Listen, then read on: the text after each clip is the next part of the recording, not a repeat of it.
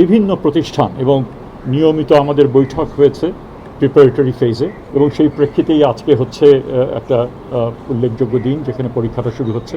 আমরা আশা করি যে আমরা এটা সম্পন্ন করতে পারব।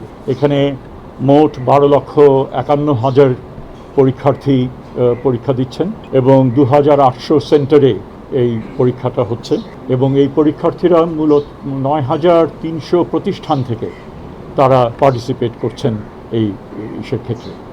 একটা উল্লেখযোগ্য বিষয় সেটা হচ্ছে যে মোট যে পরীক্ষার্থীর 50.6% হচ্ছেন নারী এবং 49.4% হচ্ছেন পুরুষ, মানে ছেলে। তো এই আমরা আশা করি, বারবার করে বলছি, আমাদের জানা মতে আমাদের তেমন ত্রুটি ছিল না। আমরা চেষ্টা করেছি ভালো মতো যেন হয়, এবং আমরা আশা করি যে আমরা ভালো মতো এটা সম্পন্ন করতে পারবো এবং দ্রুততম সময়ের মধ্যে রেজাল্ট সেটাও আমরা পাবলিশ করতে পারবো। আমি এতটুকুই আমার দিক থেকে বলা। আপনাদের দু চারটা যদি আপনাদের কারোর প্রশ্ন থাকে না, এটার জন্য তো মানে করা হয়েছে, কিন্তু তারপরেও পরবর্তীকালে আরও কী করা যাবে সেগুলো নিয়ে আমরা ভাববো। কিন্তু সমস্যা যেটা হচ্ছে যে যেহেতু ব্যবস্থাগুলো অতীতের থেকে ইমপ্রুভ করেছে, তারপরেও সমস্যা থাকছে, কিন্তু সব কিছু নিরসন করা হঠাৎ করে সেটা সম্ভব হবে না। এখানে যারা আসছেন গাড়ি শহরের মধ্যে দিয়ে, আমাদের শিক্ষা প্রতিষ্ঠানগুলো এমন জায়গায় যে মেইন রাস্তার উপরে অনেকগুলো, সেখানে কিছু সমস্যা তো থাকেই। কাজেই পরীক্ষার্থীরা এবং তাদের পরিবারগুলো যদি আরও আগের থেকে এসে যদি তারা মানে ছাত্রদের এখানে ঢোকানোর ব্যবস্থা করেন, তাদের যারা পরীক্ষার্থী, তাহলে একটা সেটা উপায় হতে পারে। আর এটাই মানে এখানে এগুলো নিয়েই আমাদের কাজ করতে হবে যতটুকু হয়েছে। তবে আমি যেটা বলবো, আমি যখন এসেছি সেক্রেটারিয়েট থেকে, আমার খুব একটা যে অসুবিধা হয়েছে তা না। আমি শুরু হয়েছে একটু দেরিতেই, কারণ আগে আসলে পরীক্ষা শুরু করার কন্ডাক্ট করার ক্ষেত্রে অসুবিধার সৃষ্টি হয়, আমি সেটা চাইনি, সেজন্য একটু পরেই আমি এখানে এসেছি। আচ্ছা, না একটা বিষয় আপনি যেটা বললেন, I think that is also important, will take that into account, এবং সেটারও হয়তো অন্য দিক থাকতে পারে, সেগুলো একটু বিবেচনা করি, কারণ আমাদের কতদিন পুরো পরীক্ষাটা আমরা টানবো সেটা কিছুটা রয়েছে এখানে বর্ষার সময়, এবং সেটাও ঘনিয়ে আসছে, অনেকগুলো এখানে বিবেচনা এখানে থাকে। তো সেই পরিপ্রেক্ষিতেই দিনগুলো নির্ধারণ করা হয়েছে। বাট আমি সবসময়ই বলবো যে ইমপ্রুভমেন্টের স্কোপ থাকে, এবং এবারের অভিজ্ঞতা থেকে অবশ্যই পরবর্তীকালে যে পয়েন্টগুলো আপনারা তুললেন সেগুলো ডেফিনেটলি বিবেচনার মধ্যে সেটা রাখা হবে। না, এগুলো ধারণা, এগুলো সবই হিসাবের মধ্যে নেওয়া হয়েছে। আমরা পরীক্ষাগুলো আগেই বিভিন্ন কারণে পরীক্ষা পুরোটাই পিছিয়ে গেছে।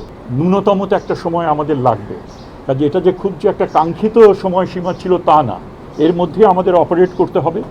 কিছু কন্টিনজেন্সি অ্যারেঞ্জমেন্ট আছে, ডিটেলস এই মুহূর্তে আমার সেরকমভাবে আমি সেটা বলতে পারবো না, সেটা আমাদের মন্ত্রণালয় ডেফিনেটলি এটা রয়েছে। প্লিজ শেষ করতে দেন, তারপর আপনার পাবেন। এবং ইনফ্যাক্ট আমরা এদিকে যাব, বিকজ আপনারা কয়েকজনই বলেছেন। তো সেটাই মানে আমরা এগুলো অবশ্যই এটা হিসেবে থাকবো। আমি এটুকু বলতে পারবো যে ডেঙ্গুর মানে করোনার ব্যাপারে যা আমাদের রিস্ক যতখানি অ্যাভয়েড করা যায়, এবং তার জন্য যে বিধিমালা, সেগুলো সব স্কুলগুলোকে অনেক আগেই সেগুলো তাদেরকে জানানো হয়েছে, সেন্টারগুলোকে, এবং সেই হিসেবে প্রতিটি ছাত্রছাত্রীর মুখে মাস্ক রয়েছে, হ্যান্ড স্যানিটাইজার, এবং ওগুলোর সমস্ত ব্যবস্থা রয়েছে। মোটামুটিভাবে আমাদের যেভাবে সিটের যে অ্যারেঞ্জমেন্ট, সেগুলিও চেষ্টা করা হয়েছে সেই নীতি অনুসারে।